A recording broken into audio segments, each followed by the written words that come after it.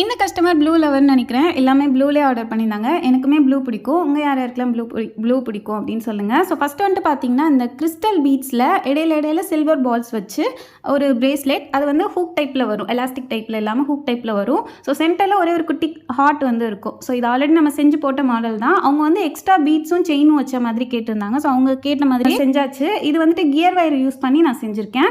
So next வந்துட்டு பார்த்தீங்கன்னா, நம்ம ஆல்ரெடி ஒரு க்ரீன் கிராக்கிள் பீட்ஸில் ஒரு ஹார்ட் பிரேக் பெண்டன்ட் போட்ட மாதிரி ஒரு மாடல் போட்டிருந்தோம். அதுலேயே இவங்க கலர் கஸ்டமைஸ் பண்ணி வாங்கியிருந்தாங்க. ப்ளூ கலரில் வேணும் அப்படின்னு சொல்லிட்டு.